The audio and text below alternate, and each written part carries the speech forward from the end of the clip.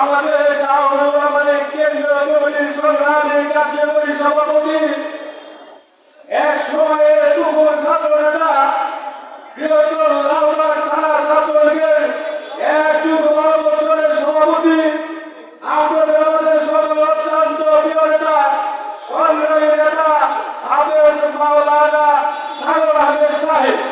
হাফেজ মাওলানা সাগর আহমেদ সাহেব এখন আমাদের মাঝে বক্তব্য রাখবেন।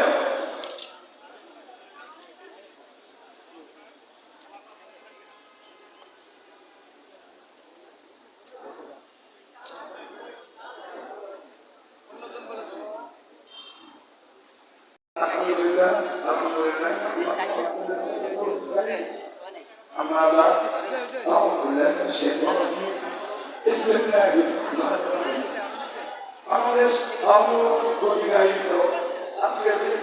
প্রথম প্রতিষ্ঠাবার্ষিকী উপলক্ষে আজকের সভায় উপস্থিত আছেন আমার উদ্দিষ্ট আমার ধর্মের নেতা, যার হাতে এই গোলামী আসলাম, যেমন একটা বাংলাদেশ আওয়ামী লীগের প্রচার সম্পাদক, প্রচার সম্পাদক সরকারের নেতা ডক্টর মুসলমান গোলাম আমাদের মাঝে উপস্থিত হয়েছেন। বাংলাদেশ আওয়ামী লীগের বিপ্লবী ধর্ম সম্পাদক যারা অ্যাডভোকেট মুস্তফা আমাদের মাঝে উপস্থিত আছেন। রোডবারে আমাদের চাঁদপুরের এমপি আমাদের মধ্যে উপস্থিত আছেন।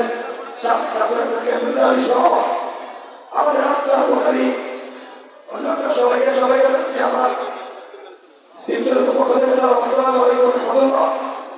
বন্ধুরা, বলা ভেঙে গেছে, আপনারা যারা আছেন এখন পর্যন্ত যারা এই সেদিকে আছেন দয়া করে প্লিজ আপনারা চেয়ারগুলিতে বসার সুন্দর করে।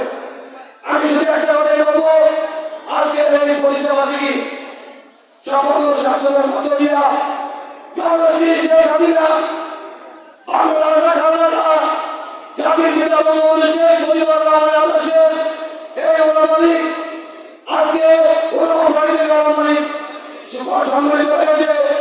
বন্ধুরা আমার, এই ওলামা লীগের প্রাকৃতিক আছে বাংলাদেশের আইনজীবীদের বিপক্ষে কথা বললে কোনো স্বাধীনতা যায় না।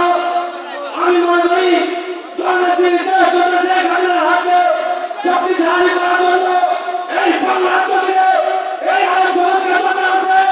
তাই বন্ধুরা, এই আইন সমাজকে নিয়ে আমরা এই দেশকে যত্ন করবেন, ষড়যন্ত্র করুন, সকল ষড়যন্ত্রের যে কোনো মধ্যে তার বাংলা বন্ধু এই সমাজ দেখতে পারে।